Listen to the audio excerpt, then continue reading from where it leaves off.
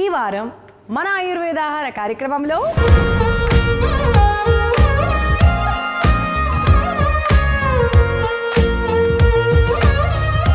మేలైన రుచిలో ఎవరికి మేలు చేసేటువంటి రెసిపీని అందించబోతున్నారు. వేసవికాలం వచ్చేసింది కాబట్టి నీరసం నిస్సత్తువ రాకుండా ఇన్స్టెంట్ ఎనర్జీగా ఉండడానికి ఉపయుక్తమైనటువంటి ఒక మంచి రెసిపీ మనం తయారు చేసుకోబోతున్నాం. అదే చిలకడ దుంపల పానీయం.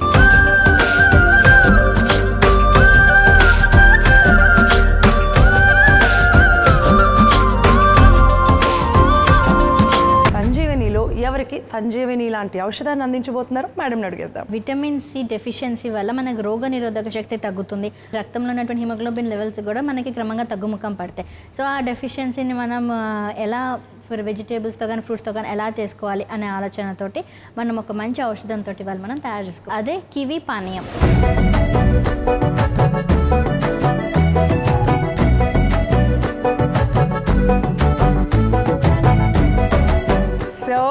Don't miss to watch Ayurveda ఆహారం.